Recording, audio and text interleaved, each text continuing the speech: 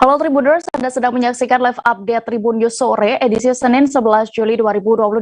Seperti biasa, kami akan sajikan informasi terkini, teraktual dan menarik dari berbagai daerah di Indonesia yang akan dilaporkan secara langsung oleh reporter kami di lapangan. Bersama saya Dea Mita, kurang lebih 1,5 jam ke depan, inilah live update selengkapnya.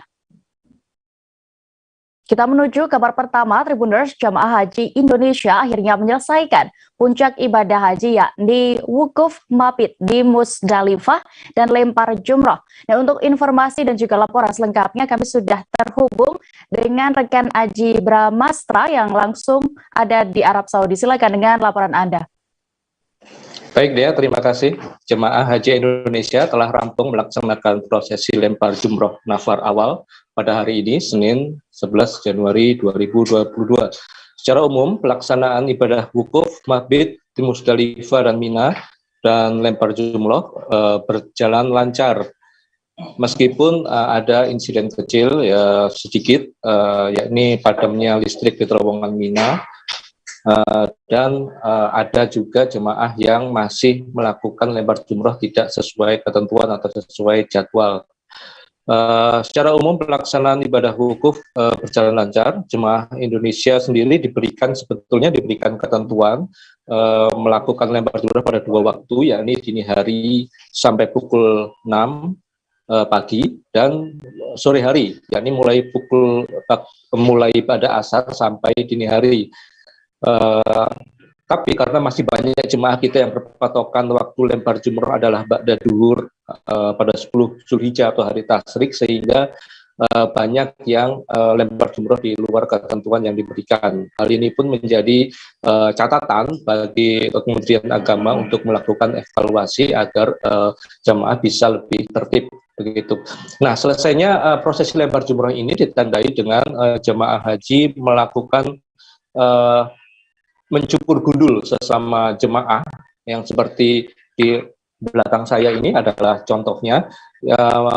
Pak jemaah haji percaya bahwa mencukur gundul adalah satu ikhtiar sebagai penanda dimulainya hari baru jemaah haji. Ketika dia sudah menyelesaikan semua prosesi ibadah haji, maka ini akan jadi hari baru baik baginya sebagai manusia yang bersih dari dosa.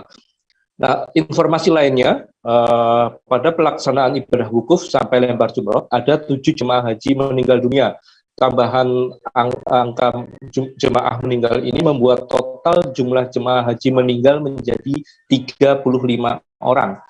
Jumlah total jemaah meninggal di tahun ini menurun drastis dibandingkan dengan jumlah jemaah meninggal di ibadah haji sebelumnya, sebagaimana catatan yang kami terima pada musim haji 2019, misalnya angka jemaah meninggal dunia bisa mencapai 300-400 orang. Sementara Menteri Agama Yakut Khalil Qomas bersyukur terkait keseluruhan penyelenggaraan ibadah haji yang berlangsung lancar. Meski demikian, menurutnya ada fasilitas yang diberikan oleh otoritas Arab Saudi di bawah ekspektasi yang dia harapkan. Namun, Menteri Yakut memahami hal tersebut, mengingat persiapan haji tahun ini sangat mepet dibandingkan penyelenggaraan ibadah haji sebelumnya, yakni hanya 2 bulan saja. Demikian dia laporan dari Mekah. Baik, Tribuners, terkait ini juga rekan Aji sudah melakukan wawancara langsung bersama Menteri Agama RI Yakut Khalil Qomas. Berikut liputannya. Memang fasilitas yang saya kira meskipun sudah baik, tapi masih berbeda dengan ekspektasi kami gitu. Dari biaya yang kami keluarkan, kita semua ini jamaah haji keluarkan, saya merasa bahwa ini belum sesuai dengan fasilitas yang diberikan. Tapi tentu karena persiapan kemarin yang pendek, hanya 2 bulan pasca diumumkan kita bisa berangkat haji, kita akan menjadikan ini sebagai catatan-catatan untuk melakukan evaluasi untuk perjalanan haji di tahun yang akan datang supaya lebih baik berikut dengan fasilitas kenyamanan untuk para jamaah. Kalau di persentase kira-kira berapa persen? Apanya? Dari evaluasi ini gitu, dari persiapan dan seluruhnya. Ya, kalau dari petugas, overall petugas oke. Luar biasa, petugas haji ya, mulai kawan-kawan media ini sampai tenaga kesehatan, kemudian yang bertugas di akomodasi, logistik, semua oke. Wakil Gubernur Kalimantan Timur kembali berkesempatan menjadi penyembelih sapi bantuan Presiden RI Joko Widodo seberat 827 kg di Masjid Nurul Mukminin. Hadi Mulyadi kembali menjadi tukang jagal setelah pada tahun sebelumnya juga melakukan hal yang sama. Bagaimana terkait kesempatan ini dan juga acara berlangsungnya penyembelihan kurban ini, kami sudah terhubung dengan reporter Tribun Kaltim. Ada rekan Muhammad Fairul Sani, silakan dengan informasi Anda. Ya, baik. Selamat sore rekan Dea, melaporkan dari Kota Samarinda, Provinsi Kalimantan Timur. Ya, benar bahwa Wakil Gubernur Provinsi Kalimantan Timur, Hadi Mulyadi, melaksanakan Hari Raya Kurban di Masjid Nurul Mukminin lingkup Pemprov Kaltim pada hari Minggu tanggal 10 Juli kemarin. Ini juga menjadi ketiga kalinya Wagub Kaltim Hadi Mulyadi menjadi tukang jagal, yakni memotong dan menyembelih sapi, yakni dari bantuan kemasyarakatan Presiden RI Joko Widodo. Presiden Joko Widodo sendiri memilih sapi dari petani lokal di Kota Samarinda, yakni tepatnya di kawasan Lempake, untuk sapi jenis simental dengan berat sekitar 827 kg. Nah, sapi sendiri telah dipotong dan daging juga sudah didistribusikan ke masyarakat sekitar Masjid Nurul Mukminin, yakni di sekitar Jalan Kini Balu, dan beberapa didistribusikan kepada ada jemaah masjid di Masjid Nurul Mukminin.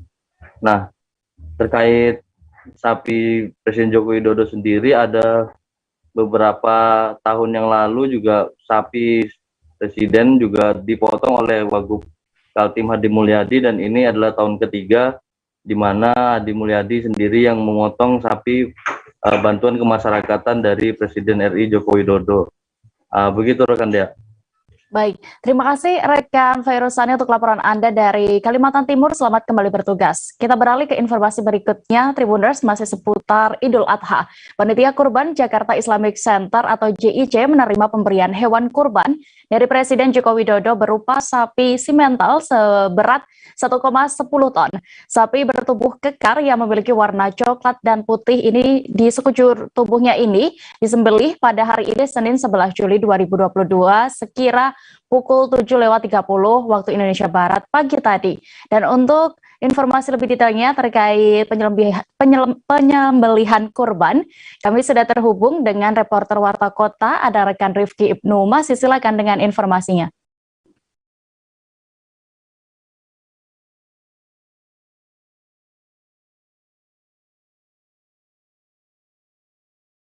Halo, rekan Rifki.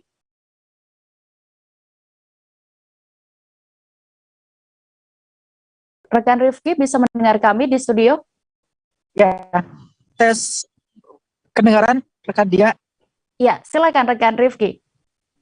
Ya, terima kasih rekan Dea di studio, diinformasikan langsung dari Jakarta Islamic Center atau JIC, bahwasanya pada pagi hari ini dilaksanakan pada hari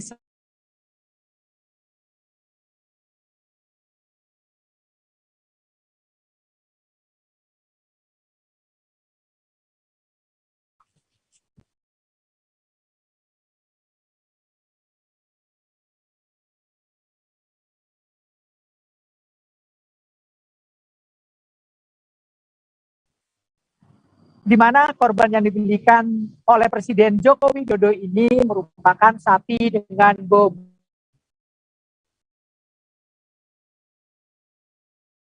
10 ton. Adapun menurut panitia korban JIC bahwasanya pelaksanaan hewan korban pada hari Senin atau H+1 Idul Adha diambil karena jika dilaksanakan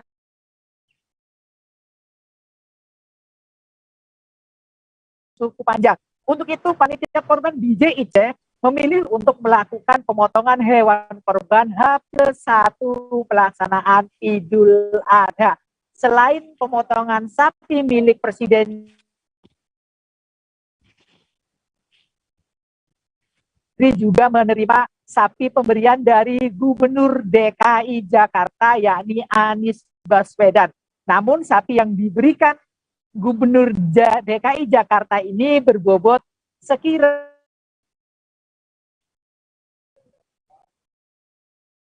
di kendala saat pembagian daging hewan korban, di mana warga yang datang untuk menerima pembagian daging hewan korban dari Presiden RI tersebut berdesak-desakan, bahkan sempat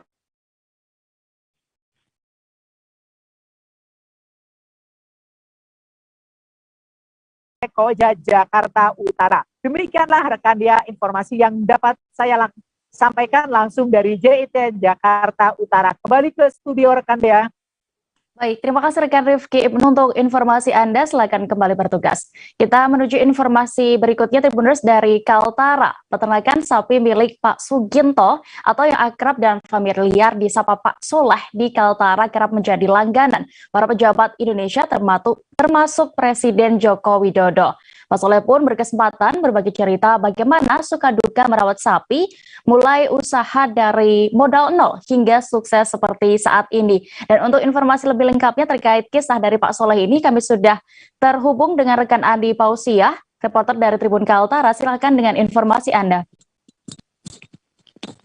Ya, baik rekan Dea, selamat petang Tribuners, bersama saya Andi melaporkan dari Tarakan, Provinsi Kalimantan Utara. Ya benar, memang setiap tahunnya Presiden RI Joko Widodo melakukan berkurban dan hampir tersebar di seluruh wilayah Indonesia bantuan kurban yang diberikan, tak terkecuali pula di Tarakan. Dan untuk tahun ini kembali peternakan milik Bapak Suginto atau yang akrab disapa Pak Soleh ini mendapatkan pesanan pembelian hewan sapi kurban dari Presiden RI Joko Widodo. Dan ini terhitung dikatakan Pak Soleh adalah kali kedua yang pemesanan dari Presiden Joko Widodo membeli sapi kurban di lokasi peternakannya. Memang uniknya di setiap sapi yang ada di lokasi peternakan Pak Soleh ini sendiri masing-masing diberi nama, dan tahun ini sebenarnya ada 3 sapi yang kemarin sempat diseleksi oleh panitia atau petugas yang ditugaskan dari Presiden Jokowi untuk memilih sapi yang akan dikurbankan di Kota Tarakan. Dan ada dari 3 sapi tersebut akhirnya sapi bernama Danu Rekso ini berbobot 1 ton 125 kg terpilih untuk dikurbankan di Kota Tarakan. Sapi ini berjenis limousin dan dihargai sekitar 85 juta dengan bobot sekitar 1 ton 125 kg. Selain Pak Jokowi sendiri, dikatakan Pak Soleh, ada juga Gubernur Kaltara yang memesan sapi langsung ke lokasi peternakannya. Ada juga dari Bupati Nunukan, ada Ibu Laura yang ikut memesan ke lokasi peternakannya tahun ini di momen Idul Adha. Memang dikatakan Pak Soleh sendiri untuk merawat sapi sendiri susah-susah gampang dan harus membutuhkan pengorbanan, membutuhkan biaya dan membutuhkan tenaga yang tidak sedikit. Saat ini di peternakan miliknya juga sudah ada 6 karyawan dan karyawannya sendiri masing-masing digaji di atas UMK Kota Tarakan. Diketahui UMK Tarakan hanya sekitar 3,7 juta. Namun mereka para pekerja Pak Suginto atau Pak Soleh ini digaji sampai dengan 4 juta rupiah di luar dari uang makan dan di luar dari uang rokok yang digunakan oleh para pekerja di sana. Ia melanjutkan untuk semua sapinya sendiri juga sudah dilakukan vaksinasi dan sudah keluar hasilnya dari Balai Veteriner Banjarbaru negatif dari penyakit mulut dan kuku. Ia juga menambahkan memang untuk merawat sapi yang dipesan oleh Presiden Jokowi RI Joko Widodo ini harus dirawat selayaknya seperti bayi. Dan memang kondisinya sapi yang dipesan Presiden sendiri sudah diberikan perawatan spesial dan diberikan termasuk selain pemberian pakan dedak juga diberikan 2 hari sekali jamu yang terbuat dari bahan kunyit dan gula merah dan juga wajib dimandikan sekali sehari. Demikian rekan Dea. Baik, Tribuners, rekan Andi juga sudah melakukan wawancara langsung bersama Pak Soleh selaku pemilik peternakan sapi di Pasir Putih, Kota Tarakan. Berikut liputannya. Itu kan di Jakarta.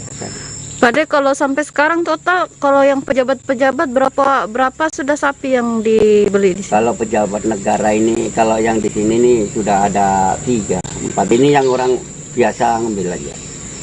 Jokowi, Pak Gubernur, ini tiap tahun. Ibu Bupati tahun ini baru.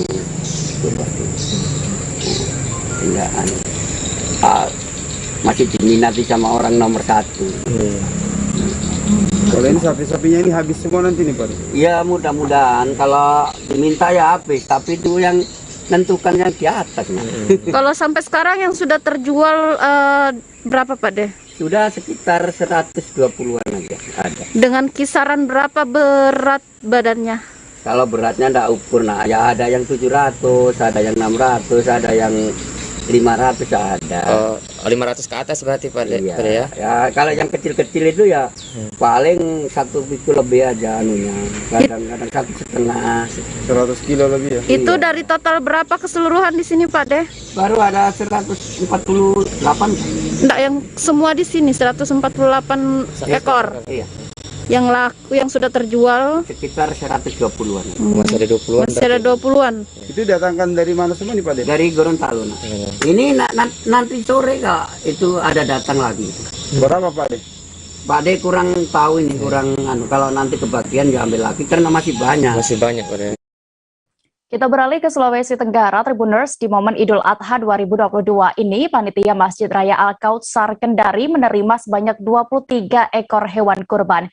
Hewan kurban terdiri dari 10 ekor sapi sumbangan dari Gubernur Sultra Ali Mazi. Terkait prosesi penyembelihan hewan kurban dan juga penerimanya akan disampaikan oleh rekan Laude Ari, reporter dari Tribun News Sultra yang sudah bergabung dengan kami. Silakan dengan laporan Anda.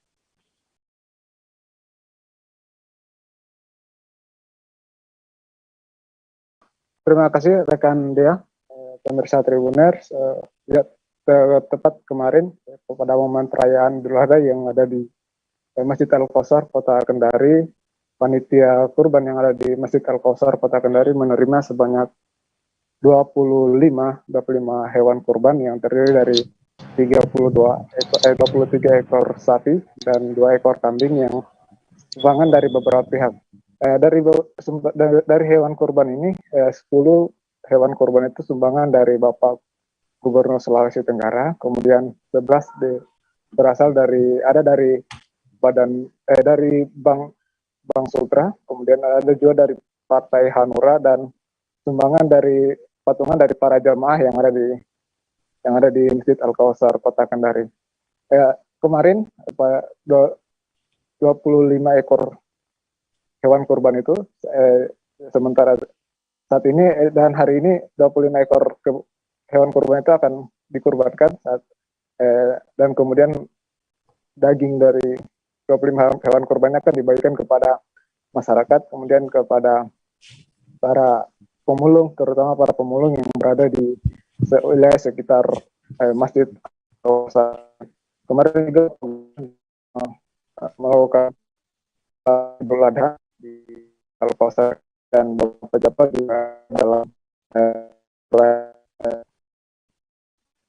kemudian dari panitia mengatakan bahwa 5 dibawa ke 2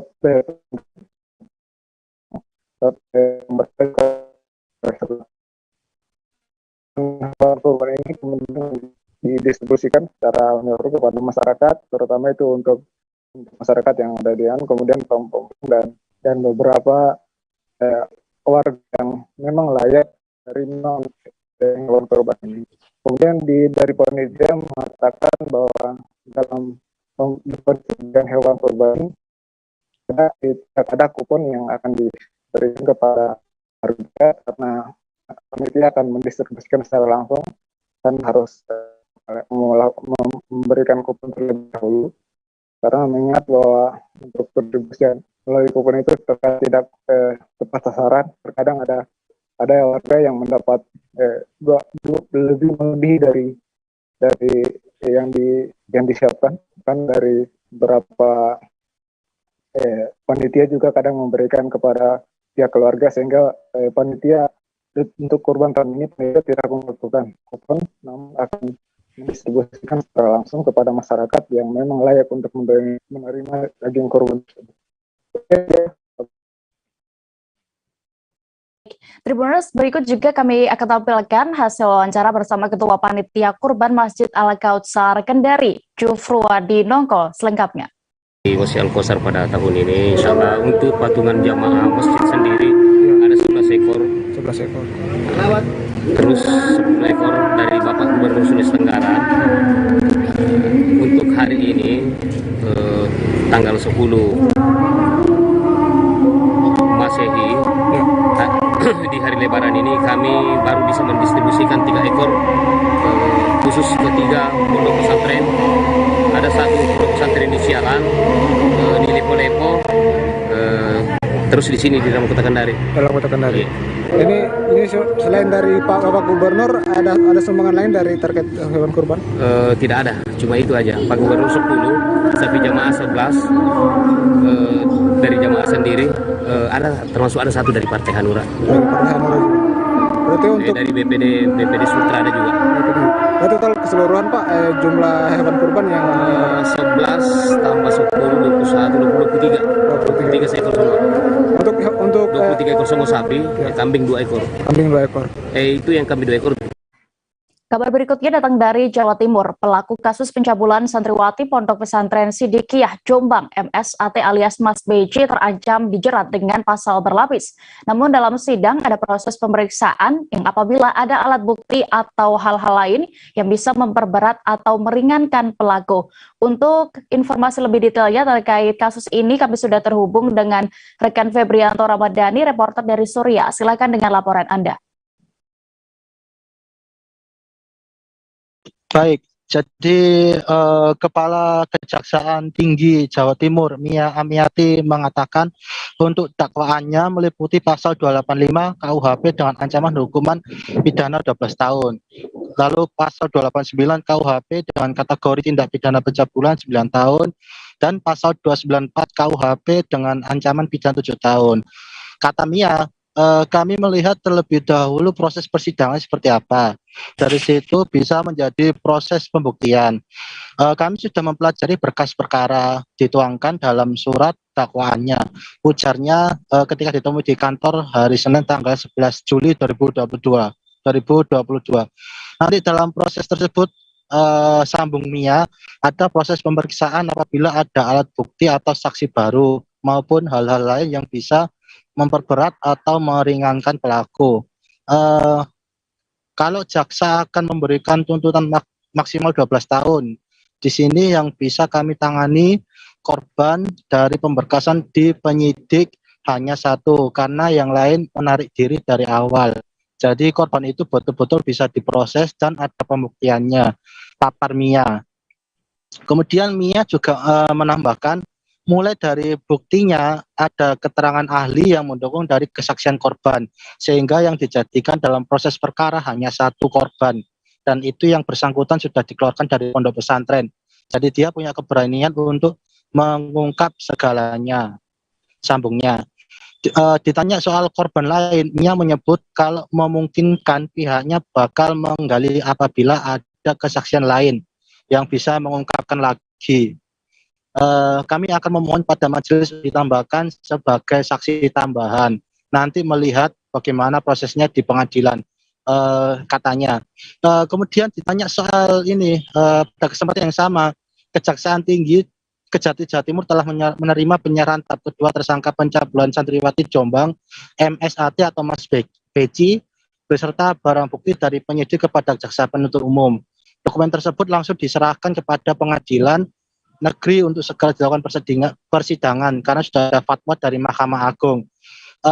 Jadi untuk proses persidangan sendiri dialihkan dari Pengadilan Negeri Jombang ke Pengadilan Negeri Surabaya. Dalam prosesnya jaksa penuntut umum termasuk pihak Kejati Jatim sendiri sudah melaksanakan persidangan dan membuat dakwaan alternatif. Maksudnya sudah siap melaksanakan persidangan dan membuat dakwaan alternatif untuk upaya meyakinkan majelis hakim jika tak memenuhi jeratan pasal awal naik dengan pasal berikutnya dan pasal terakhir jelas mia. Jadi untuk saat ini Kejati Jawa Timur ini masih menunggu penetapan dari majelis untuk menentukan hari persidangan. Di samping itu sudah menjadi kewenangan majelis hakim melaksanakan kegiatan penahanan terhadap pelaku tersebut selama 30 hari. Mungkin itu dulu yang bisa saya sampaikan, kembali ke studio. Baik, Tribuners, rekan Febrianto juga sudah melakukan wawancara bersama Kepala Kejati Jatim, Mia Amiati, berikut keterangannya. Sudah menerima penyerahan tahap 2, penyerahan tersangka dan barang bukti dari penyidik kepada jaksa penuntut umum. Di mana kemudian kami pada hari yang sama, hari Jumat jam 2 siang, menyerahkan kepada Pengadilan Negeri Surabaya. Karena sudah ada fatwa dari Mahkamah Agung bahwa proses persidangan dialihkan yang semula di Jombang dialihkan ke Pengadilan Negeri Surabaya. Sudah ada fatwa dari Mahkamah Agung, sehingga kami punya kewenangan untuk melaksanakan kegiatan persidangan di Pengadilan Negeri Surabaya. Dalam prosesnya tentu jaksa penuntut umum termasuk kami sendiri sebagai tim sudah siap melaksanakan persidangan, sudah membuat dakwaan alternatif, berupaya menjerat bagaimana meyakinkan majelis hakim jika tidak memenuhi dari jeratan pasal awal kemudian naik pada pasal berikutnya sampai akhirnya pasal yang terakhir yang kita gunakan dalam penanganan proses perkara tersebut. Oke. Untuk sidangnya apakah sudah ditetapkan? Kami masih menunggu penetapan majelis menentukan hari sidangnya. Dan ini kewenangan majelis hakim saat ini melaksanakan kegiatan penahanan terhadap terdakwa, di mana majelis hakim punya kewenangan menahan 30 hari. Tentu kami yakin bahwa majelis akan proses dengan sesuai dengan waktu yang diberikan. Jadi diupayakan dalam tempo 30 hari sebelum masa tahanan habis sudah harus ada putusan majelis tentunya, karena jika belum berproses belum selesai akan menyebabkan terdakwa bisa lepas dari hukum. Oke. Dan MSA ini dijerat pasal seperti apa, Bu? Tentu di sini kami sampaikan pada teman-teman tadi bahwa kami dakwanya berlapis dengan pasal pertama 285 KUHP dengan ancaman pidananya adalah 12 tahun, kemudian pasal 289 KUHP masih dengan kategori tindak pidana pencabulan dengan ancaman pidananya 9 tahun, dan pasal 294 ayat 2 ke 2 KUHP dengan ancaman pidananya 7 tahun. Mahasiswa dan dosen jurusan Teknik Mesin Program Studi D3 Politeknik Negeri Manado berhasil membuat alat khusus perebah hewan sapi kurban di Kairagi 2, Kecamatan Mapangket, Kota Manado, Sulawesi Utara. Alat ini membuat sapi lebih mudah dikendalikan, kemudian juga bisa mencegah kecelakaan karena tendangan maupun tandukan hewan terhadap juru potong maupun pekerja lainnya. Seperti apa alatnya dan juga cara kerjanya akan diinformasikan rekan kami, reporter dari Tribun Manado, ada rekan Ferdi Guhuhuku. Silakan dengan informasi Anda. Oke, selamat sore Tribuners. Oke, di saat ini saya ingin melaporkan untuk alat yang dibuat menyangkut tentang pemotongan hewan kurban, dalam hal ini sapi. Nah, Tribuners, jadi alat ini dibuat oleh mahasiswa dan dosen bekerja sama untuk membuat alat ini, yaitu alat untuk mempermudah dalam hal pemotongan hewan kurban. Jadi alat ini dibuat, sudah dirancangkan sekitar 1 bulan yang lalu, dan akan dilaksanakan atau akan diuji coba pada saat momen Hari Raya Idul Adha, dan itu dilakukan pada hari Minggu.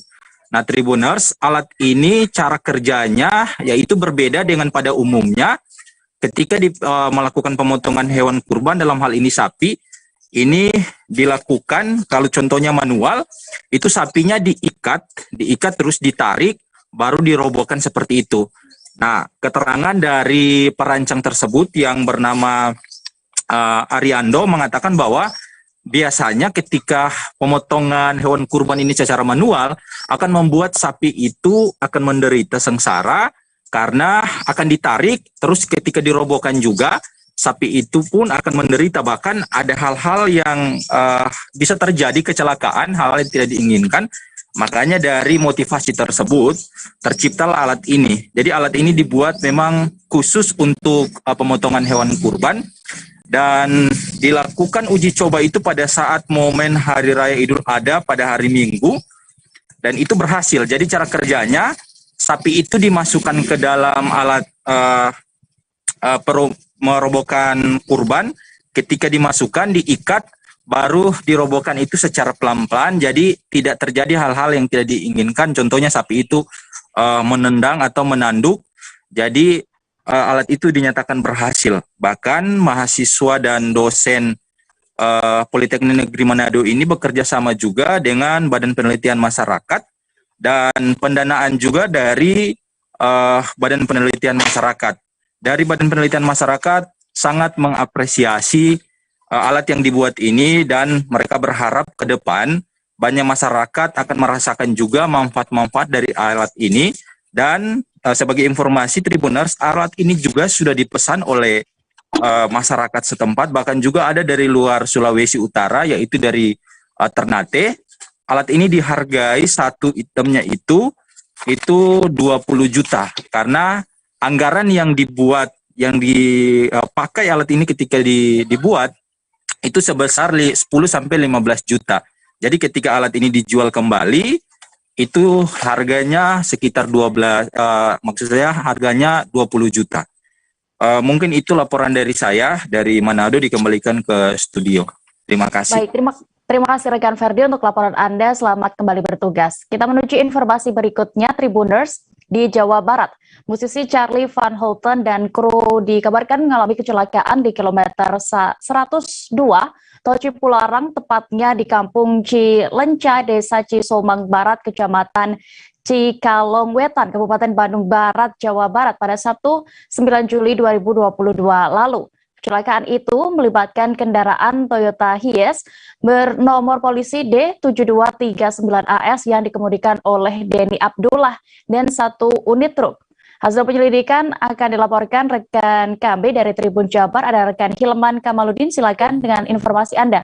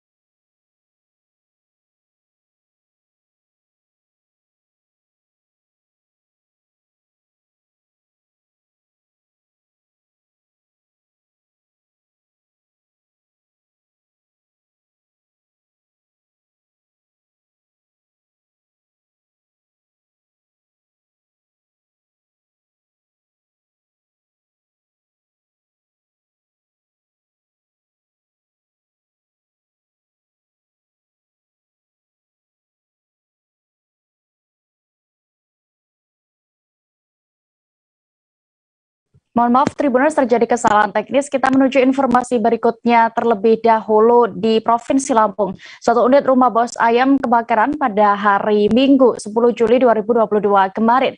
Peristiwa rumah bos ayam kebakaran itu terjadi di Jalan Abdul Rahman Suka, Jawa Baru, Tanjung Karang Barat, Bandar Lampung sekira pukul 14.30 waktu Indonesia Barat. Akibat rumah terbakar itu, isi rumahnya pun dilaporkan ludes. Untuk informasi lebih detailnya dan juga kronologi dari kebakaran ini, kami sudah terhubung dengan rekan Bayu Saputra, reporter Tribun Lampung. Silakan dengan informasi Anda. Iya, selamat sore rekan Dea dan Tribuners. Dapat saya laporkan dari Kota Bandar Lampung, Provinsi Lampung, tepatnya di Sukajawa, Kelurahan Sukajawa. Pada kemarin sekitar pukul 3 sore, terjadi kebakaran di rumah milik Bapak Kelik atau yang sering disapa oleh bos ayam di Kota Bandar Lampung. Nah, berdasarkan keterangan dari anak korban yang bernama Mita, bahwasannya pada kejadian tersebut dirinya sedang berada di dalam kamar mandi dan kemudian seketika terlihat api yang mengepul dari dalam kamar yang ditempati oleh ayahnya, yang pada saat kejadian tersebut memang kondisi si ayah korban tersebut memang mengalami stroke ringan dan diabetes. Nah, pada kejadian tersebut, menurut keterangan dari anak korban, bahwasannya ayahanda itu sedang memegang korek api, dan besar kemungkinan diduga api tersebut tersulut dari korek yang dipegang oleh bos ayam tersebut. Dan saat kejadian, sontak membuat Mita dan warga sekitar berhamburan untuk melakukan pertolongan lebih cepat. Kemudian tak lama kemudian pemadam kebakaran dari BPBD Provinsi Lampung datang untuk memadamkan api, dan tidak lama kemudian api sudah dipadamkan dengan kerja keras dari tim Damkar BPBD Bandar Lampung dengan sigapnya melakukan pemadaman di rumah bos ayam tersebut. Dan saat kejadian, beruntungnya menurut Mita, anak korban, bahwasannya ayahanda sudah diamankan lebih dahulu, sehingga dalam kebakaran tersebut tidak ada korban jiwa dan tidak ada yang meninggal.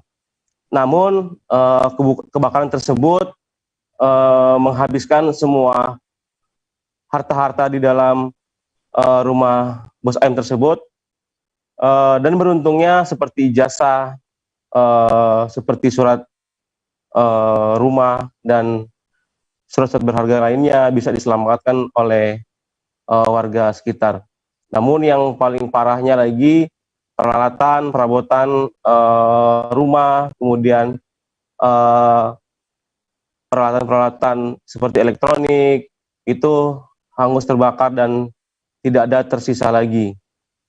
Dan warga dengan sigapnya membantu korban untuk membuang hasil-hasil puing-puing yang terbakar tersebut.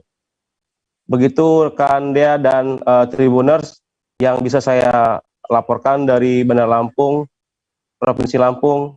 Kembali ke studio. Baik, terima kasih rekan Bayu, dan berikut Tribuners kami tampilkan keterangan dari anak pemilik rumah, Mita Febrianti, selengkapnya. BRT, boleh tahu, ini saya dari Tribun Lampung. Kenapa? Dari Tribun Lampung, izin mau ngobrol sedikit sama Ibu RT. Bu, ini tadi kejadiannya berapa sih, Bu? Itu saya juga di kondangan. Tadi kondangan. Iya, kondangan, di kedamaian. Iya, tahu udah kamu sana dulu kan? Ya udah. Ini emang di dalam rumah ada berapa orang, Bu? Kedua orang. Oh, anaknya. Bapaknya sekarang di mana bapaknya? Itu ada. Oh, ada. Lagi posisi apa, Mbak ya? Saya lagi di kamar mandi. Oh, kamar mandi. Begitu. Bapak di kamar. Oh, Bapak di kamar. Terus api dari kamar, kemungkinan nggak tahu dari korek, nggak tahu apa kan. Kirain Bapak tidur. Tapi Bapak udah diselamatkan. Tapi ya? udah diselamatin. Oh, tapi gimana? Tapi kemungkinan ya kita kan nggak tahu sih Bapak merokok atau apa, tapi dia megang korek kan, kita mustahil kalau dari kamar ada api dari mana. Iya. Itu juga nggak tahu. Bapak kabarnya sakit ya artinya? Sakit stroke sama diabetes. Oh, stroke ringan. Stroke ringan. Tapi masih bisa berdiri beliau? Berdiri bisa. Agak susah tapi ya. Jalan agak susah. Oh, pas saat itu emang Bapak lagi megang korek ya katanya. Oh. Nah terus begitu lihat api gede itu tadi gimana, Mbak? Dari kan abis dari kamar mandi, saya lihat apa sih itu hordeng udah apinya udah besar. Udah nyamber gitu ya? Oh gitu. Terus menyambar ke semuanya, Mbak? Nyamber ke semuanya. Oh. Apa saja ya barang-barang yang sudah diselamatkan? Banyak. Ini lah ya. Perabotan seluruh rumah sama ijazah segala macam. Sudah selamat. Kejadian jam berapa tadi, Mbak? Setengah tiga ya. Setengah tiga. Musisi Charlie Van Houten dan kru mengalami kecelakaan di kilometer 102 Tol Cipularang, tepatnya di Kampung Cilenca, Desa Cisumang Barat, Kecamatan Cikalongwetan, Kabupaten Bandung Barat, Jawa Barat, pada Sabtu 9 Juli kemarin. Kecelakaan itu melibatkan kendaraan Toyota Hiace bernomor polisi D7239AS yang dikemudikan oleh Denny Abdullah dan satu unit truk. Untuk hasil penyelidikan dari pihak kepolisian terkait kecelakaan ini, akan dilaporkan rekan Hilman Kamaludin, reporter dari Tribun Jabar. Silakan. Selamat sore, Dea. Ya betul bahwa di Charlie Van Houten itu mengalami kecelakaan di ruas jalan tol Purbalunyi, tepatnya di daerah Kecamatan Cikalongwetan, Kabupaten Bandung Barat, atau tepat di kilometer 102 jalur A dari arah Jakarta menuju Kota Bandung. Nah, berdasarkan hasil penyelidikan polisi saat itu, mobil yang ditumpangi Charlie itu melaju dari arah Jakarta menuju Bandung di jalur A. Kemudian saat di lokasi kejadian, pengemudinya tidak bisa mengendalikan kendaraannya hingga akhirnya menabrak sebuah mobil truk yang identitasnya hingga saat ini belum diketahui. Nah, akibat kecelakaan ini, mobil yang ditumpangi Charlie sendiri mengalami kerusakan yang cukup parah, terutama bagian depan. Saat di mobil, berdasarkan keterangan dari Lantas Polres Cimahi AKP Sudiryanto, bahwa saat itu mobil jenis Hiace itu ditumpangi oleh 6 orang kru, di mana 6 sopir di dalamnya, kemudian Charlie sendiri dan ada 5 penumpang lainnya. Namun dari hasil penyelidikan polisi bahwa yang mengalami luka-luka hanya penumpang atas nama Enggak saja yang berada di sebelah kiri sopir. Nah, setelah itu untuk korban yang mengalami luka langsung dilarikan ke Rumah Sakit Cahaya Kewilayahan Padalarang, Kabupaten Bandung Barat. Nah, untuk penyebab pastinya hingga saat ini aparat kepolisian masih melakukan penyelidikan. Dan rencananya polisi bakal memanggil Charlie sendiri untuk dimintai keterangan lebih lanjut terkait kecelakaan tersebut. Sedangkan selain itu juga polisi juga melakukan penyelidikan untuk mencari identitas mobil truk yang sempat terlibat kecelakaan dengan mobil Toyota Hiace yang ditumpangi Charlie sendiri. Nah, dari hasil penyelidikan juga polisi memastikan bahwa Charlie tidak mengalami luka-luka atau selamat dari kejadian tersebut, dan dipastikan hanya ada 1 orang yang mengalami luka ringan, yaitu atas nama Angga, yang saat itu duduk di sebelah kiri supir.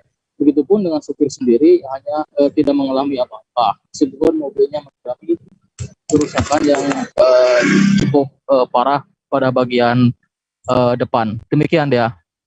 Baik, terima kasih rekan Hilman untuk informasi Anda. Selamat kembali bertugas. Kita beralih ke informasi berikutnya, Tribuners. Sapi kurban dari Presiden Joko Widodo yang diserahkan untuk Masjid Al-Fatah Ambon akhirnya disembelih pada hari ini, Senin 11 Juli 2022. Tak butuh waktu lama, sapi kurban dari Presiden berwarna hitam putih dengan berat 850 kg itu berhasil dirobohkan oleh 9 petugas kurban. Untuk informasinya, kami sudah terhubung dengan rekan Alvin Risanto, reporter dari Tribun Ambon. Silakan.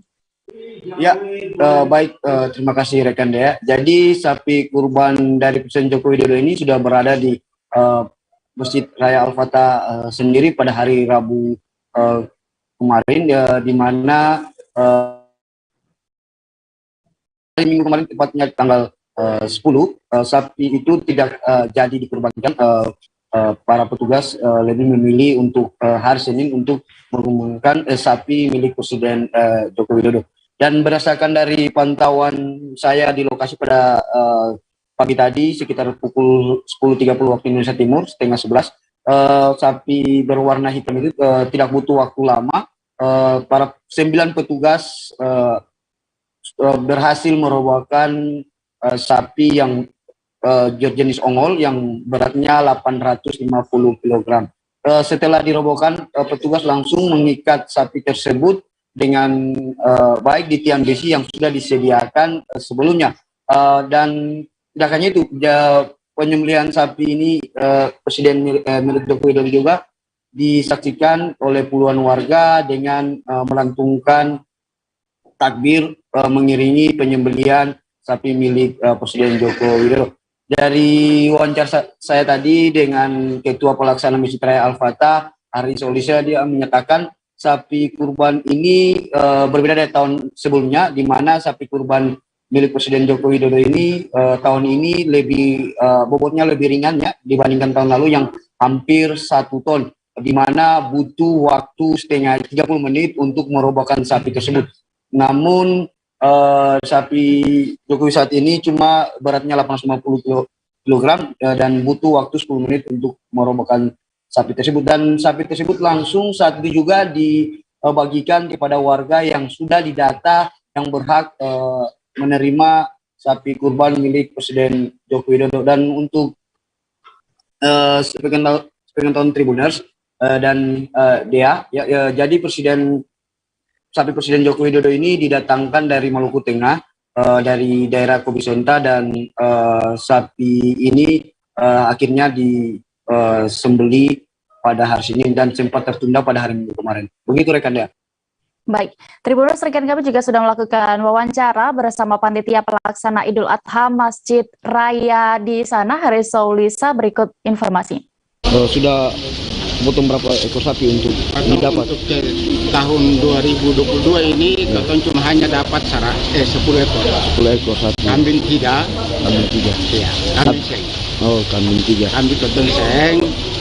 Sapi katoran 10 yang ataupun kupon yang sudah tersalur sampai hari ini, tapi belum pembagian korban yang belum. Tapi untuk penyaluran untuk keseluruh korban apa nih kupon itu sudah 807 ya? 7 kupon. 7 kupon. Yang sekarang katong ada potong ini Presiden punya, tapi belum, baru sementara ada baru potong. Baru potongnya? Ya. Oke. Ada mengalami penurunan ini Katon disebabkan apa? Katon juga tahu bahwa Katon di sini kan cuma hanya menerima. Iya, menerima dari pemberi. Iya, pemberi. Tapi karena kondisi ini Katon mau bilang kondisi Covid juga Katon tidak ini. Iya. Tapi kenyataan di lapangan Katon cuma hanya 10 ekor ya. 4 orang meninggal dunia dalam kecelakaan tunggal yang terjadi di jalur Pantura, Pamanukan, Jawa Barat pada Senin 11 Juli 2022 sekira pukul 00:30 dini hari tadi. Petugas berusaha memadamkan api yang keluar dari pick-up yang terlibat kecelakaan itu, namun sayangnya api terus membesar. Untuk laporan lebih lengkapnya dan juga detail kronologi kejadian, kami sudah terhubung dengan rekan Ahyan Nurdin, reporter Tribun Jabar. Silakan dengan informasi Anda.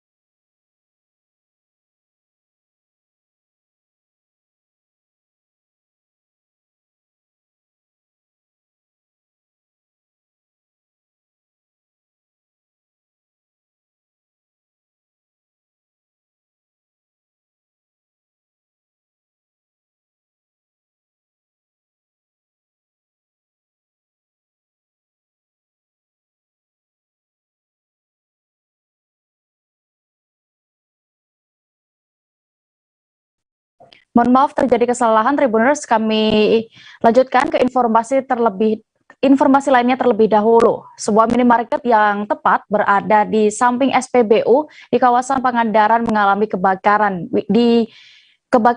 Dan pasca kebakaran terlihat barang berharga termasuk atap rumah pun ludes terbakar. Untuk informasi lebih detailnya terkait insiden kebakaran ini, kami sudah terhubung dengan reporter Tribun Jabar, ada rekan Patna. Silakan dengan informasi Anda.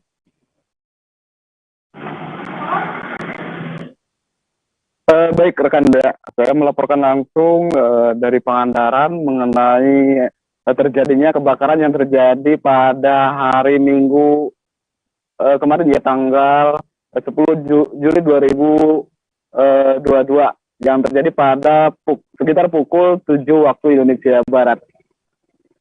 Dan perlu diketahui saat kejadian minimarket tersebut dalam kondisi tertutup. Nah, namun adanya kepulan asap yang keluar dari atap dalam minimarket tersebut membuat warga sekitar sempat panik dan melakukan laporan kepada petugas damkar yang berada di wilayah Kabupaten Pangandaran. Nah, setelah itu tak lama kemudian petugas damkar mendatangi lokasi tersebut dengan menurunkan atau menerjunkan 2 unit mobil damkar yang berada di wilayah Kecamatan Pangandaran. Nah, untuk lokasi kebakaran diketahui Tribuners, lokasi tersebut berada di wilayah Desa Babakan, Kecamatan Pangandaran, Kabupaten Pangandaran. Dan hal tersebut untuk penanganan dilakukan sekitar pukul 7.15 sampai pukul 10.48 menit. Untuk atas kejadian tersebut, pemilik minimarket mengalami kerugian sekitar 1,4 miliar.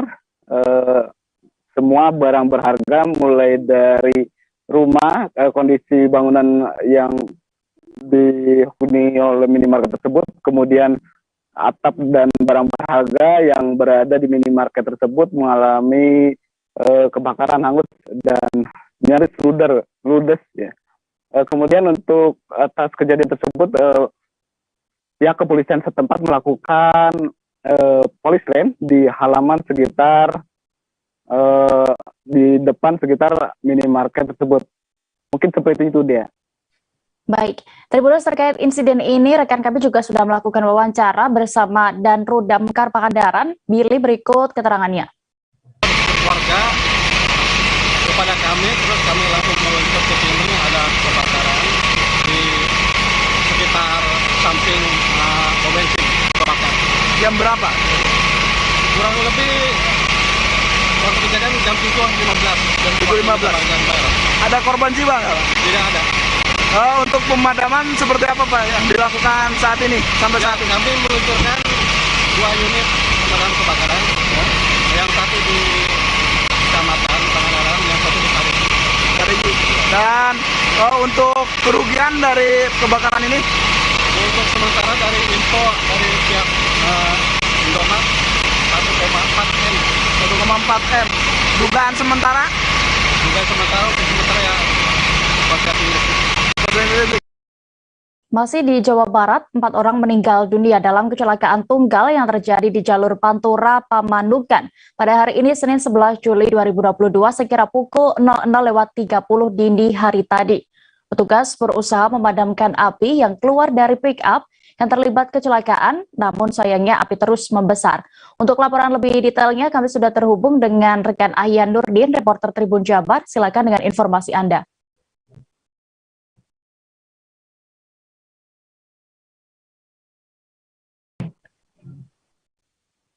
Baik, saat ini saya melakukan langsung dari tempat atau bangkai kendaraan yang saat ini pihak kepolisian dan Dinas Perhubungan sedang melakukan pengecekan rem.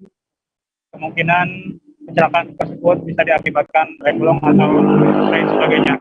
Pihak kepolisian juga dari Polda Jawa Barat tadi sekitar 1 jam yang lalu sudah melakukan olah TKP, namun belum bisa menyimpulkan penyebab kecelakaan tersebut apa. Pihak kepolisian berjanji kasus kecelakaan ini akan terungkap dalam 2 hari ke depan setelah mempelajari CCTV yang ada tak jauh dari lokasi kecelakaan.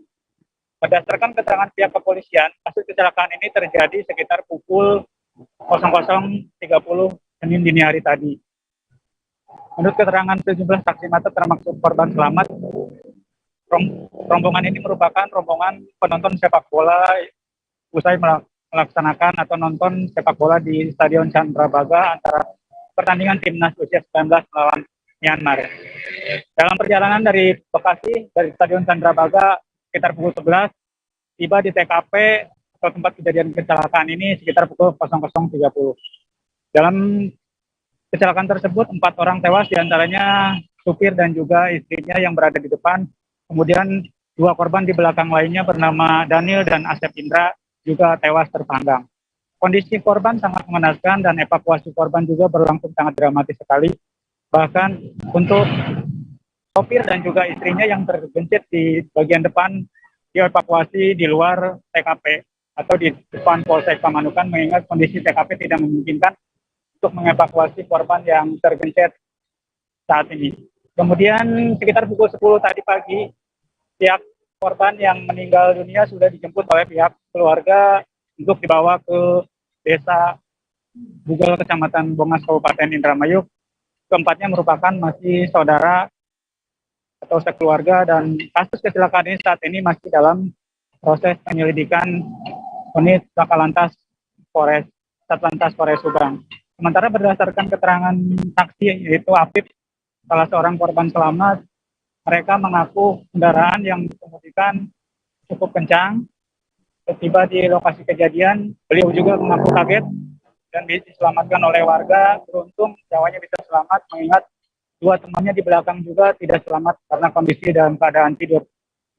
Sementara terkait kasus kecelakaan ini, dugaan sementara mobil ini menabrak tembok jembatan hingga menghancurkan bagian depan, membuat kedua korban, khususnya sopir dan istrinya, tergencet hingga terpental ke tengah jalan dan menimbulkan keluar percikan api hingga menyebabkan kendaraan tersebut terbakar, hangus seluruh badan kendaraan tersebut.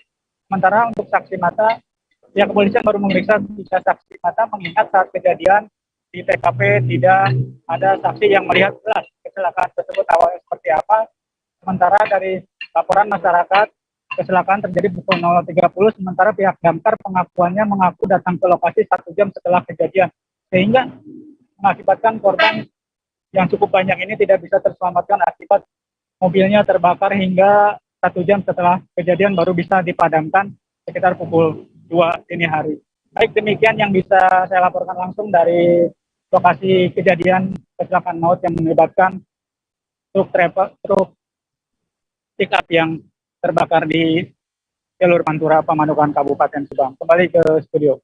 Baik, Tribuners, rekan Arya Nurdin juga sudah melakukan wawancara bersama pihak terkait kejadian ini. Selengkapnya kami tampilkan.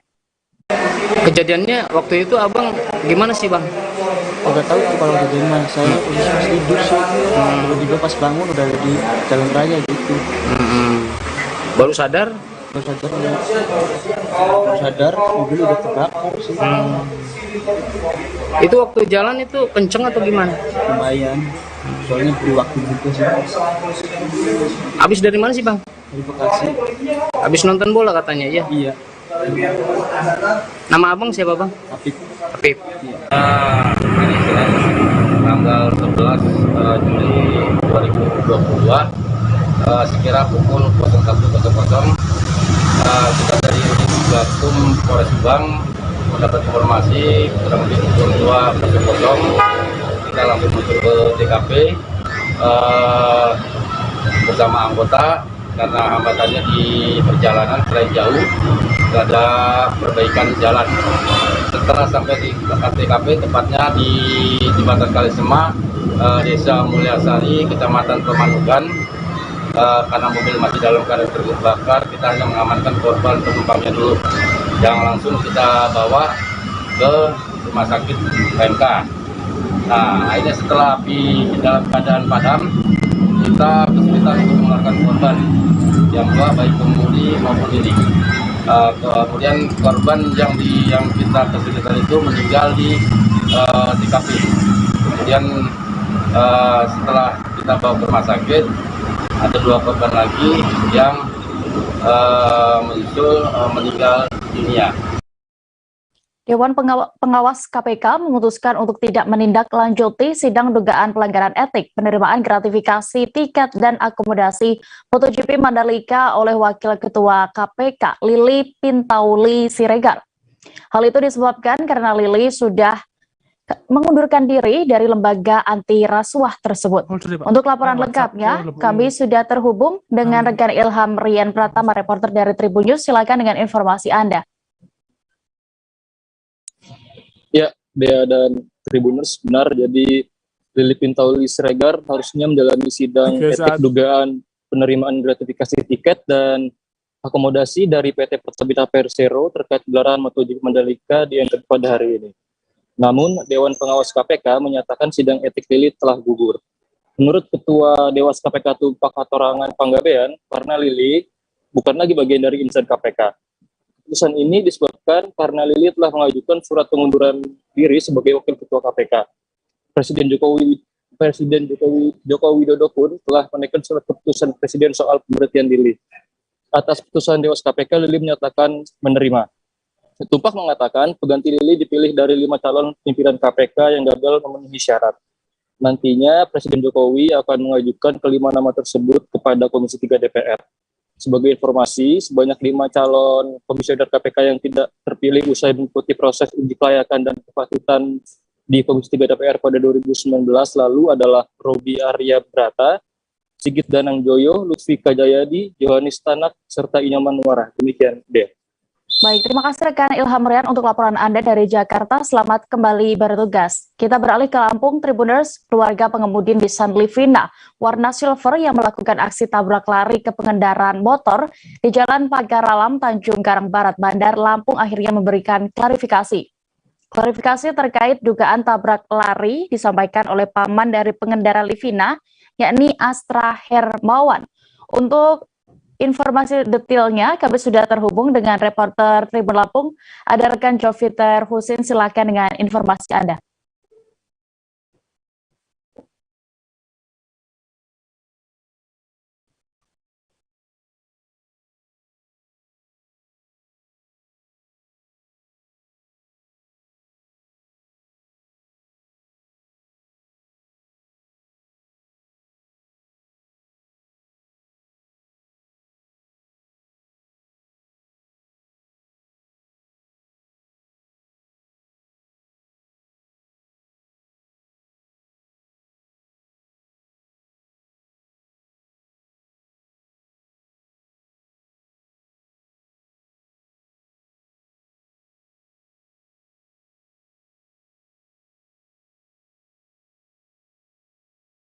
Beralih ke informasi berikutnya terlebih dahulu, Tribuners, ex-presiden sekaligus pendiri Aksi Cepat Tanggap atau ACT Ahyudin kembali memenuhi pemeriksaan terkait dugaan kasus penyelewengan dana kompensasi keluarga korban kecelakaan Lion Air JT610. Jumat pekan lalu diketahui dia juga sudah menjalani pemeriksaan polisi. Terkait pemeriksaan kali ini selengkapnya kami akan disampaikan oleh rekan Ikman Ibrahim, reporter dari Tribun News. Silakan dengan informasi Anda. Ya, benar rekan dia. Memang hari ini pendiri Aksi Cepat Tanggap Ahyudin dan juga Presiden Aksi Cepat Tanggap Ibnu Hajar kembali memenuhi pemeriksaan terkait dugaan kasus penyelewengan dana kompensasi keluarga korban kecelakaan Lion Air JT610. Adapun Ahyudin tadi diperiksa sejak pukul 10 waktu Indonesia Barat di Barreskrim Polri Jakarta Selatan. Dia tampak ditemani oleh sejumlah kuasa hukumnya dalam pemeriksaan kedua kali ini. Sementara itu tadi Ibnu Hajar tampak tiba di gedung Barreskrim Polri sekitar pukul 12.38 waktu Indonesia Barat. Dia tampak memakai kemeja berwarna biru, memakai topi dan bermasker berwarna hitam.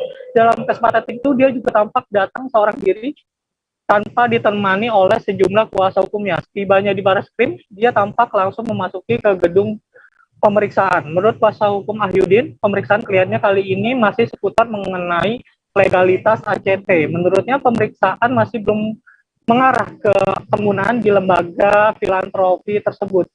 Dalam kesempatan itu, pihak Ahyudin juga membantah adanya tudingan penyelewengan dana kompensasi korban Lion Air JT610 yang dilakukan oleh kliennya. Pasalnya memang belum ada bukti untuk membuktikan tudingan tersebut. Memang hingga saat ini keduanya masih dalam pemeriksaan Barreskrim Polri. Demikian, rekan dia. Baik, terima kasih rekan Ikman Ibrahim untuk laporan Anda dari Jakarta. Selamat kembali bertugas. Kita beralih ke kabar berikutnya. Jajaran Polsek Jebus, Sumatera Selatan berhasil meringkus penjamret di sekitar Jalan Kim Jung, Pari 3 pada Sabtu 2 Juli 2022 lalu. Identitas pelaku yakni berinisial S, 32 tahun, yang merupakan warga asal Kabupaten Ogan Ilir. Untuk kronologi kejadian dan juga terkait penangkapan ini, kami sudah terhubung dengan rekan Yuranda, reporter dari Bangka Pos yang siap dengan laporan lengkapnya. Silakan. Ya, Dea, baik saya sampaikan dari Kabupaten Bangka Barat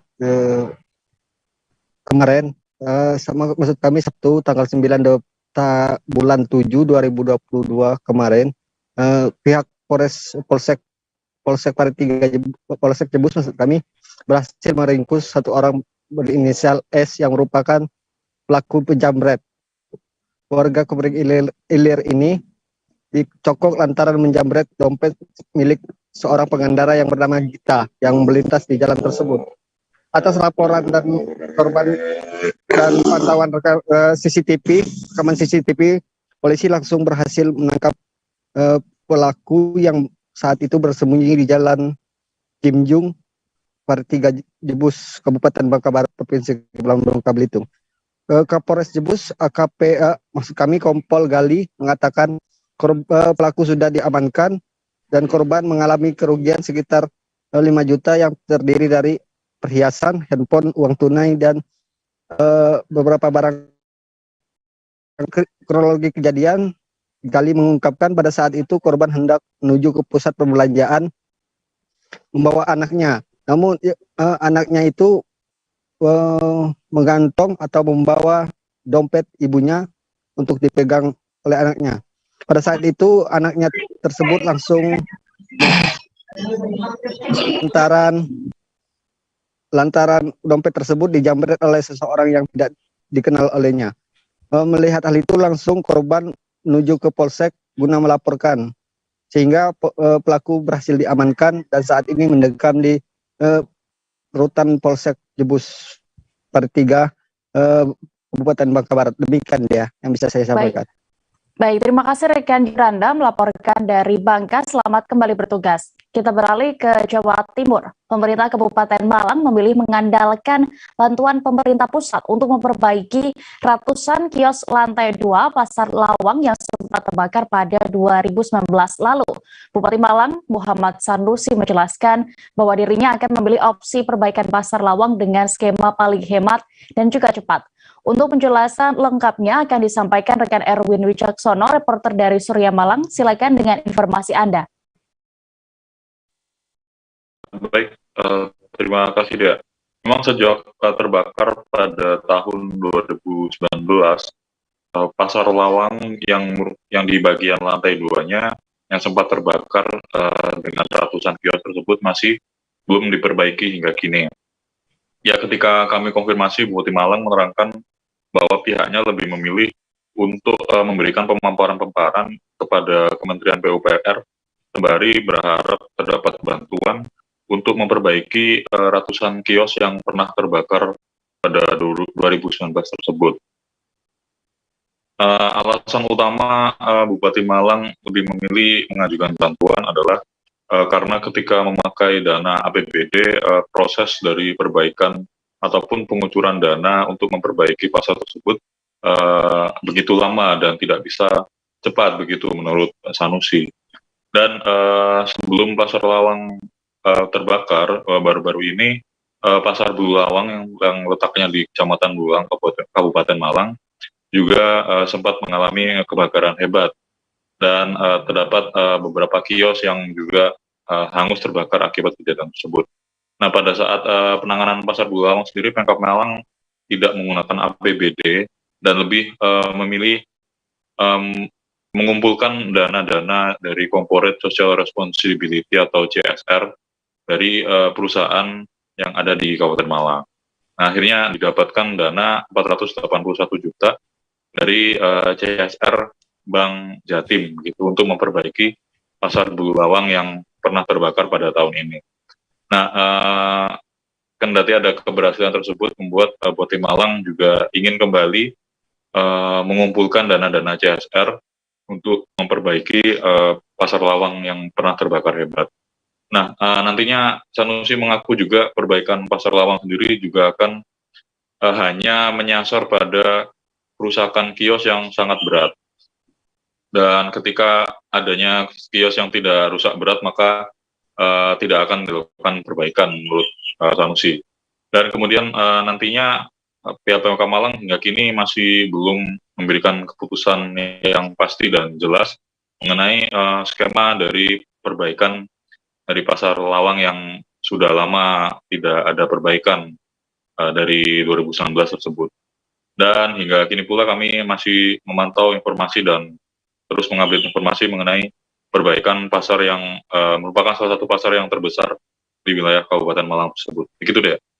Baik, terima kasih rekan Erwin, dan berikut Tribuners kami tampilkan keterangan dari Bupati Malang Muhammad Sanusi selengkapnya. Lagi kita paparkan ke Menteri PUPR dan nanti kita minta bantuan dari kepolisian. Kalau karena negara sekarang lagi dalam keadaan baru bangkit, ya, mungkin kita baru kena pandemi, ekonomi belum bergerak. Kalau ini masih bisa digunakan di mana-mana, nanti cukup direhab kayak di Bulawang. Yang tak memerlukan biaya banyak, mereka udah bisa berjualan kembali. Kalau yang memang secara fisik atau dari laboratorium forensiknya nanti itu udah layak, itu baru yang kita bongkar. Tapi yang masih layak nanti kita rencana kita gunakan lagi supaya tidak ngerubah tatanan, karena ngerubah begini kita tidak mudah nanti.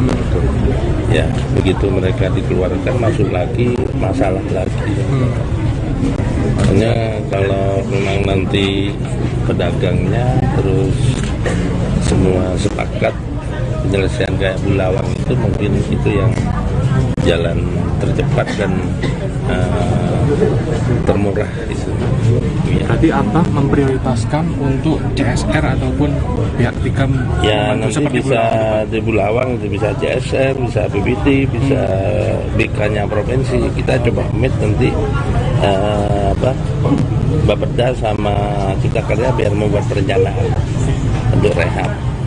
Selebihnya nanti sama dinas perindak. Selebihnya nanti kita coba upayakan untuk yang parah itu untuk total yang parah aja. Tapi kalau yang nggak parah ini yang nggak masuk, yang tidak kena dampak itu tidak usah dibangun, biar mereka tetap jualan aja. Informasi berikutnya datang dari Sumatera Selatan. Masyarakat yang bertempat tinggal di Talang Batu-Batu, Palembang memang terkenal dalam menciptakan kerajinan tangan yang unik. Salah satu kerajinan tangan yang mereka ciptakan ialah kerajinan dalam pembuatan batu bata. Untuk mengetahui prosesi pembuatannya, saat ini kami sudah terhubung dengan rekan Azananda, reporter dari Tribun Sumsel yang siap dengan informasi lengkapnya. Silakan rekan. Baik, terima kasih rekan Dea. Baik, Tribuners, bisa saya sampaikan kembali. Memang di desa Talang Batu bisa kita sebutkan mempunyai salah satu kegiatan keterampilan tersendiri dalam pembuatan barang-barang yang unik. Salah satunya pada dulu ya, pada sekitar tahun 2000 itu dulunya warga desa ini menciptakan barang-barang unik atau pembuatan dari genteng. Nah, akan tetapi pada saat itu genteng tersebut belum terbilang terkenal atau banyak peminat dari genteng yang dibuat oleh para perajin atau kerajinan dari buatan selain batu bata. Nah, dengan juga proses pembuatannya pada awal dulu sebelum dari desa ini membuat kerajinan batu bata itu menggunakan bahan-bahan atau alat yang terbilang itu sederhana. Nah, jadi semakin dibilang semakin menaiknya waktu atau era dari perajin batu bata ini sendiri mulai melakukan terobosan dengan menciptakan alat yang terbilang itu cukup simpel dalam proses pembuatan batu. Nah, namun alat tersebut digunakan itu tidak bisa dibuat untuk pembuatan genteng pada umumnya. Akan tetapi pada saat mereka ingin menciptakan batu bata, nah itu menggunakan alat tersebut terlihat simpel dan memang pada saat dulu itu dalam proses pembuatan batu bata ini mereka hanya menciptakan menjiplak alat itu menggunakan kayu atau mesin cetakan sederhana yang terbilang itu pada dulu ukuran batu bata yang mereka ciptakan atau terbilang hanya sedikit, yang biasa pada jumlah penciptaan batu bata yang mereka hasilkan itu sekitar 100 atau hingga 1000. Nah, akan tetapi pada saat adanya alat tersebut, maka dari itu banyak dari warga desa dari Talang Batu melakukan kegiatan dari pembuatan batu bata dikarenakan adanya alat khusus yang bisa mengoperasikan pembuatan batu bata itu dengan cara yang cepat. Dan alat tersebut itu disebut sebagai alat molen. Nah, bisa saya sampaikan sampaikan lagi, ini alat molen ini merupakan alat yang terbuat atau diciptakan sendiri oleh masyarakat yang bertempat tinggal di Desa Talang Betutu. Jadi pada awalnya alat ini nih diciptakan menggunakan mesin truk. Nah, jadi mereka ini bereksperimen dengan pembuatan alat yang khusus untuk mencetak batu bata dengan cara cepat. Dan alat ini juga bekerja menggunakan minyak solar dan juga minyak sawit. Nah, gunanya minyak solar dan minyak sawit itu adalah sebagai bahan bakar untuk memperlancar dari pencetakan batu bata sendiri. Nah, jadi dalam alat tersebut sudah ada ukuran dari pencetakan khusus. Nah, jadi untuk membuat batu bata itu mereka tidak perlu lagi repot-repot untuk mengukur berapa besar dan tinggi dari batu bata. Hanya saja dikarenakan memang alat tersebut sudah ada ukurannya. Nah, jadi ada ukuran yang khusus dari jumbo dan kecil. Dengan alat tersebut membuat biasanya menciptakan batu bata pada berbulannya harus 1000 batu bata atau 1000 kubik dalam waktu 1 bulan. Jadi dengan alat ini mereka bisa menciptakan 3000 atau sampai dengan 6000. Nah, dikarenakan adanya alat ini, maka dari itu banyak para perajin yang awalnya itu banyak menciptakan atau pembuat dari genteng, berpindah alih dengan membuat batu bata. Jadi kebanyakan pada saat kita datang atau jumpai ke desa itu akan terlihat banyak sekali para perajin atau pembuat batu bata yang berada di Desa Talang Betutu. Karena memang bagi mereka ini saya sampaikan lagi, batu bata ini sudah menjadi mata pencaharian utama bagi warga yang bertempat tinggal atau bermukim di Talang Betutu ini. Dan dikarenakan juga memang batu bata pembuatan mereka ini sudah sampai ke luar kota hingga di luar daerah juga. Dan juga pesanan mereka ini tidak pernah berhenti ya dalam pembuatan proses batu bata ini.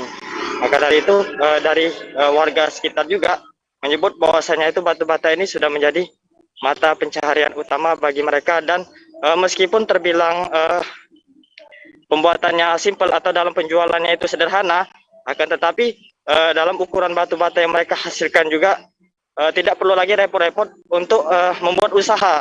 Maka dari itu terbilang dari tahun 2000 hingga saat ini kegiatan dari pembuatan batu bata itu masih berjalan hingga saat ini, dikarenakan pembuatan batu bata yang mereka buat memang sangat dibutuhkan dalam proses pembangunan rumah atau bermacam pembangunan lainnya. Maka dari itu memang pekerja dari batu bata ini tetap melakukan pekerjaannya sebagai perajin atau pembuat batu bata di Desa Talang Betutu.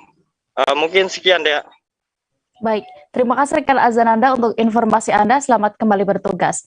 Kita beralih ke Provinsi Lampung. Keluarga pengemudi Nissan Livina warna silver yang melakukan aksi tabrak lari ke seorang pengendara motor di Jalan Pagar Alam, Tanjung Karang Barat, Bandar Lampung akhirnya memberikan klarifikasi. Klarifikasi terkait dugaan tabrak lari ini disampaikan langsung oleh paman dari pengendara Livina, yakni Astra Hermawan. Untuk informasi lebih detailnya, kami sudah terhubung dengan rekan Joviter Husin, reporter dari Tribun Lampung. Silakan rekan. Baik, Dea, bisa saya sampaikan untuk klarifikasi dari pihak keluarga ini dilakukan sehari setelah kejadian. Dari keterangan paman pengemudi Livina warna silver ini diketahui mereka bukan hendak melarikan diri, namun lebih didasarkan karena rasa panik.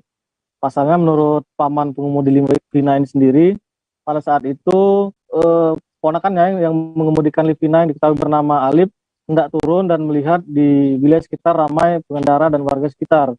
Karena takut diamuk massa, akhirnya Alip langsung kembali ke dalam mobil dan tancap gas meninggalkan korban.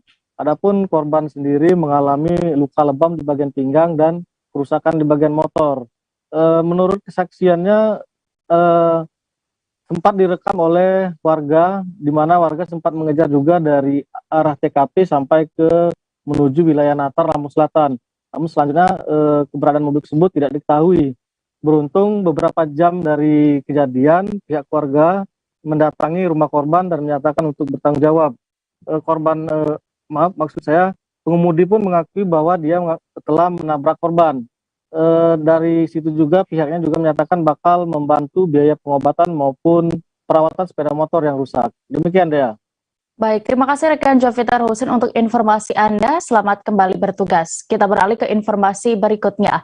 Tradisi perayaan Hari Pengucapan Syukur di Amurang dan sekitarnya pada minggu kedua di bulan Juli masih dipertahankan sampai saat ini. Padahal sebelumnya sudah dikeluarkan pengumuman resmi dari BPMSGMIM yang berkoordinasi dengan pemerintah provinsi soal pelaksanaan Hari Pengucapan Syukur serentak di Sulawesi Utara jatuh pada tanggal 25 September 2022 mendatang. Untuk informasi lebih detailnya terkait ini, kami sudah terhubung dengan reporter Tribun Manado. Ada rekan Manuel Mamoto yang siap dengan informasinya. Silakan. Baik, Tribuners. Terima kasih rekan Dea.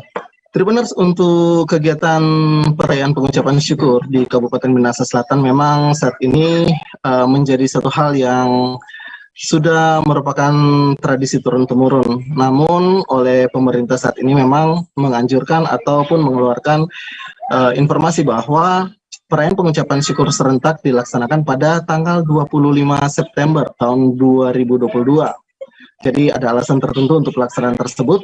Namun yang pasti untuk kegiatan saat ini, yang mana walaupun telah dikeluarkan informasi tersebut, tetap masyarakat di Minahasa Selatan khususnya di Amurang dan sekitar itu merayakan perayaan pengucapan syukur karena ada banyak hal yang mereka rasakan yang perlu untuk dirayakan dengan mengucap syukur. Dan perayaan pengucapan syukur ini memang dilakukan oleh beberapa warga dengan datang ke gereja, mereka beribadah bersama dengan keluarga, karena pada momen pengucapan syukur seperti ini banyak keluarga-keluarga dari luar daerah itu datang ke Amurang dan sekitar di Kabupaten Minahasa Selatan untuk bersama-sama bersilaturahmi, bertemu, sapa, dan mereka banyak saling bercerita, berbagi kisah dan pengalaman tentang apa yang mereka alami. Dan gambaran dari pengucapan tersebut juga selain beribadah di rumah gereja, mereka berkumpul bersama dengan keluarga untuk menikmati makan minum bersama. Jadi ada keluarga-keluarga bukan hanya di dalam daerah saja atau yang di Amurang ataupun sekitarnya, tapi keluarga atau saudara mereka dari luar kota atau bukan luar daerah datang untuk sama-sama menikmati akan hal ini. Jadi perayaan pengucapan syukur ini memang merupakan satu tradisi sudah terjadi turun-temurun ya, sehingga warga yang ada walaupun ada informasi bahwa pelaksanaannya ditunda, tapi tetap merayakan. Nah, gambaran pengucapan syukur di Amurang ini memang sangat identik dengan adanya makanan-makanan khas seperti nasi bambu bakar ataupun nasi jaha, ada juga dodol ya, dodol seperti terbuat dari tepung ketan, diolah dengan menggunakan santan dan gula aren, terus dibungkus dengan daun boka. Nah, itu jadi ciri khas di kegiatan pengucapan syukur seperti ini, sehingga ada keluarga-keluarga juga yang masih pada saat hari Minggu kemarin itu masih terlihat memanaskan nasi bambu bakar atau nasi jaha, sebutnya di sini nasi jaha, untuk disajikan kepada para tamu. Dan selesai makan bersama, para tamu yang datang itu dikasih bingkisan juga, ya, bingkisan berupa dodol dan nasi jaha tersebut untuk dibawa pulang. Dan hal ini yang menjadi satu hal yang sangat menarik atau unik, jadi daya tarik tersendiri bagi Kabupaten Minahasa Selatan. Namun memang perayaan ini tidak semeriah dengan beberapa tahun sebelumnya, apa terlebih beberapa tahun pra-COVID-19 itu masih sangat luar biasa perayaannya, sampai jalanannya macet, baik jalan Trans Sulawesi maupun di jalan di lorong-lorong itu sampai macet. Tapi kalau memang untuk tahun ini tidak terlihat hal demikian. Namun bagi masyarakat atau warga yang merayakan hari pengucapan syukur, mereka tetap bersuka cita bersama dengan keluarga yang ada serta tamu ataupun para undangan yang ada. Karena pada perayaan pengucapan syukur ini itu ada kegiatan open house dari warga atau masyarakat yang merayakan akan hal ini. Demikian rekan Dia, kembali ke Anda. Terima kasih. Baik, terima kasih rekan Manuel Mamoto untuk informasi Anda. Selamat kembali bertugas. Dari Minahasa Selatan kita beralih ke Kalimantan Selatan, Tribuners. Rumah Tahanan Negara atau Rutan Kelas 2B Rantau resmi membuka layanan kunjungan tatap muka per hari ini Senin 11 Juli 2022. Layanan kunjungan bagi warga binaan ini kembali dibuka setelah 2 tahun lamanya ditiadakan karena pandemi COVID-19. Lalu apakah masih ada syarat tertentu untuk melakukan kunjungan atau bagaimana? Selengkapnya akan dilaporkan rekan Stanislaus Sene, reporter dari Banjarmasin Post. Silakan.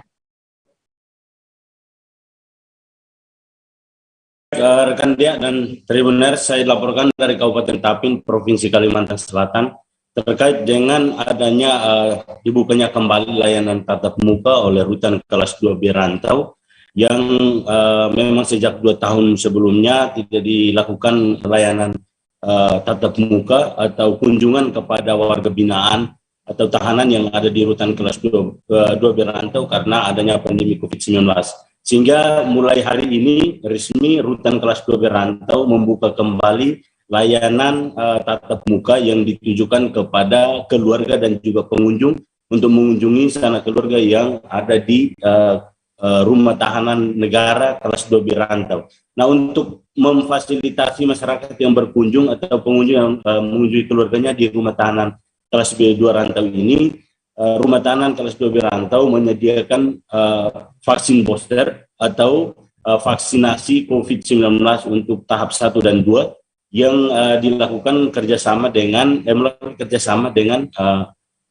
BIN daerah Kalimantan Selatan dan juga Puskesmas Tapin Utara untuk melaksanakan atau memberikan fasilitas kepada masyarakat untuk menerima vaksin booster sehingga bisa berkesempatan untuk bertemu dengan keluarga atau sanak saudara yang kebetulan dibina di rutan kelas 2B Rantau. Nah, untuk waktu layanan vaksin booster ini memang hanya diberikan dari pagi hingga sekitar siang hari dan juga akan berlangsung dari hari ini, hari Senin sampai hari Kamis. Melihat dari stok dari vaksinasi booster sendiri yang akan disiapkan oleh rutan kelas 2B Rantau. Nah,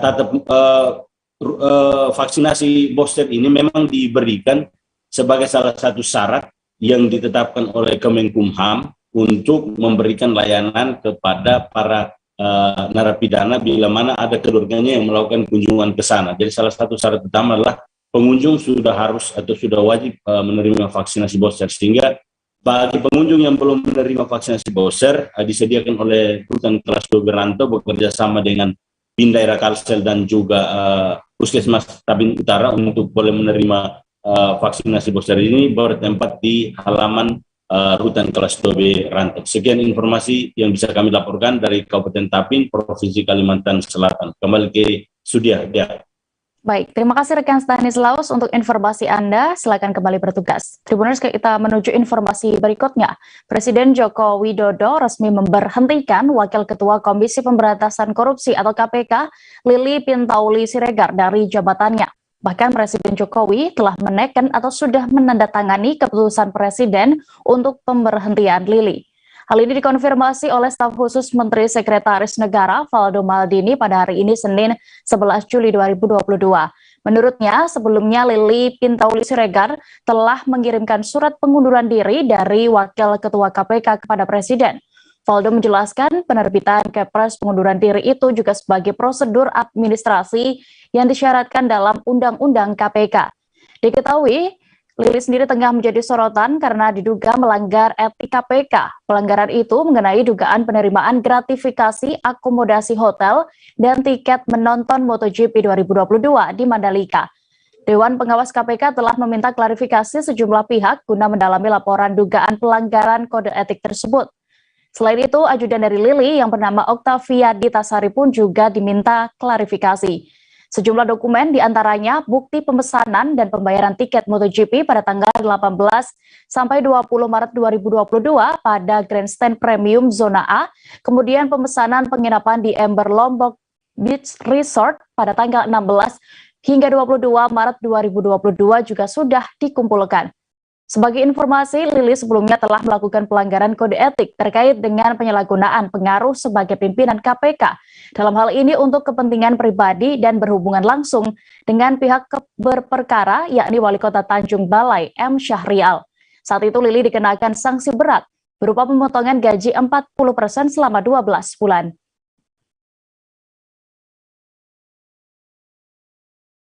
Masyarakat Sri Lanka baru-baru ini menggelar aksi besar-besaran di kota Colombo buntut dari kebangkrutan negara tersebut.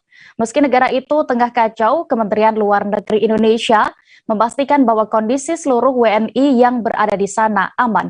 Kondisi WNI dipastikan langsung oleh Direktur Perlindungan WNI Kemenlu Juda Nugraha. Berdasarkan database KBRI Kolombo, tercatat ada 340 WNI yang menetap di Sri Lanka saat ini. Seluruh WNI yang berada di negara itu pun selalu berada dalam monitor mereka. Juda menyebut bahwa situasi negara itu masih aman meski kondisi di beberapa objek vital sempat memanas karena aksi demonstrasi yang berlangsung. Dia juga memastikan selama krisis ekonomi berlangsung di Sri Lanka, KBRI menyalurkan bantuan logistik bagi WNI yang paling terdampak krisis. Juda meminta seluruh masyarakat tanah air di Sri Lanka pun untuk dapat mematuhi imbauan dari KBRI dengan tidak terlibat langsung dalam aksi tersebut. Terpisah sebelumnya, KBRI Kolombo belum memutuskan akan melakukan evakuasi wajib bagi warga negara Indonesia di Sri Lanka. Pasalnya situasi masih terkendali karena kebutuhan pokok makanan juga masih terpenuhi. Meski begitu, KBRI akan mendukung dan membantu WNI yang memutuskan untuk meninggalkan Sri Lanka atau evakuasi mandiri karena krisis. Duta Besar Indonesia, Dewi Tobing, meminta WNI menyiapkan cadangan pangan di rumah meski telah terdapat pembatasan pembelian.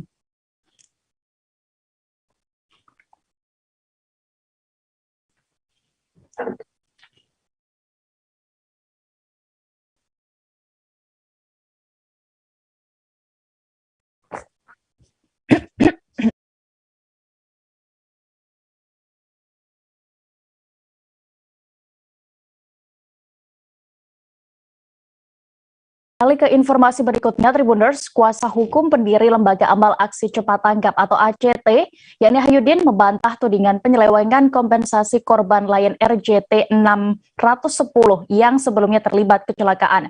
Pihak Ahyudin juga membantah adanya dugaan aliran dana ke kelompok teroris Al-Qaeda dari ACT. Kuasa hukum Ahyudin, yakni Teguh Pupun Zulkifli, menekankan bahwa pihaknya sudah memastikan dugaan itu tidak benar. Karena dalam proses yang dilakukan ACT selama ini, menurutnya memang tidak ada penyelewengan yang dilakukan kliennya. Terlebih dugaan penyelewengan dana kompensasi yang tengah diusut Barreskrim Polri ini juga masih belum ada pembuktiannya. Sebagai informasi, Barreskrim Polri sebelumnya mengendus dugaan penyelewengan dana kompensasi ahli waris korban kecelakaan Lion Air JT 610 pada 2018 lalu. Karopenmas Divisi Humas Polri, Brigjen Ahmad Ramadan, mengungkapkan ACT mengelola dana sosial dari pihak Boeing. Mereka diduga memakai sebagian dana CSR untuk kepentingan pribadi. Sementara itu terkait dugaan aliran dana untuk kelompok terorisme, Teguh Pupu juga memastikan hal itu fitnah. Teguh menerangkan lembaga ACT tidak pernah mempunyai afiliasi kepada kelompok teroris manapun. Ia juga membantah soal adanya bukti-bukti transfer soal aliran dana ke kelompok Al-Qaeda itu. Sebelumnya, PPATK menyebut adanya dugaan aliran dana dari lembaga filantropi ACT ke kelompok Al-Qaeda. Mereka menemukan transaksi yang diduga mengalir ke salah satu anggota Al-Qaeda yang pernah ditangkap pihak kepolisian di Turki. Kepala PPATK Ivan Yustiavanda menjelaskan pihaknya terus mendalami terkait dugaan aliran dana tersebut.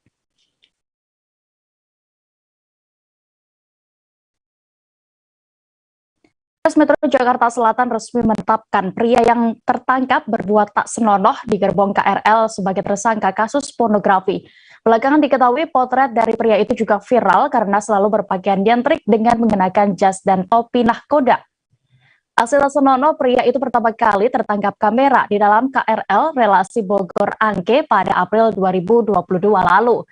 Akhirnya berhasil diamankan saat berada di Transjakarta di halte Grogol, Jakarta Barat pada Jumat 8 Juli 2022. Kasat Reskrim Polres Jakarta Selatan AKBP Ridwan mengungkap, saat diperiksa pria itu mengaku sudah 3 kali beraksi di lokasi yang berbeda. Pihaknya kemudian menetapkan yang bersangkutan sebagai tersangka dan kini sudah dilakukan penahanan untuk pemeriksaan selanjutnya. Ridwan menjelaskan tersangka dijerat dengan pasal berlapis terkait pornografi dan tindakan asusila. Adapun motif yang dilakukan pria nyentrik ini masih digali penyidik. Polisi juga masih akan memeriksa kejiwaan tersangka apakah berkaitan dengan tindakannya yang amoral tersebut. Sebagai informasi, penangkapan pria nyentrik ini bermula dari cuitan warganet yang resah akibat pelaku kerap menumpang transportasi publik. Akhirnya Transjakarta pun merespons kekerasan keresahan para penumpang itu dan bergerak cepat saat mendapatkan informasi keberadaan pelaku.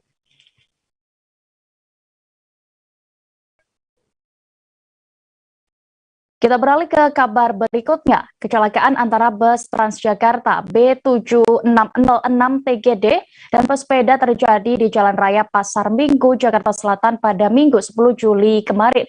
Akibatnya seorang pesepeda berinisial SA tewas di tempat kejadian. Kepala Divisi Sekretaris Perusahaan Transjakarta, Anang Rizkani Nur Bukaswara, menjelaskan kronologi tewasnya pesepeda tersebut. Kecelakaan menurutnya berawal saat bus Transjakarta rute Tanah Abang Pasar Minggu berjalan setelah berhenti di bus stop Masjid At-Taqwa arah Pasar Minggu. Saat itu, kata Anang, kondisi bus Transjakarta melaju perlahan. Namun tiba-tiba dari sisi kanan terdapat seorang pesepeda yang mencoba untuk mendahului laju bus. Dari keterangan sopir bus, ia telah menyembunyikan klakson untuk memberikan peringatan agar pesepeda itu tidak menyalip. Saat itu posisi pesepeda berada di tengah dan berupaya mendahului hingga kecelakaan pun tak terhindarkan.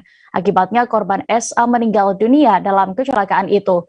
Korban disebut mengalami luka pada bagian pinggang dan kaki. Jenazah korban pun kemudian dievakuasi dan dibawa ke Rumah Sakit Cipto Mangunkusumo.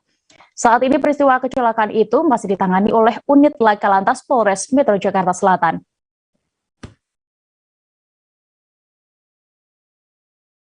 Informasi tadi sekaligus menutup perjumpaan kita dalam live update kali ini. Tribuners, jangan lupa juga saksikan live update Tribun News petang pukul 6:30 nanti di seluruh kanal YouTube Tribun Network. Saya Diamita beserta kru yang bertugas pamit. Terima kasih dan sampai jumpa.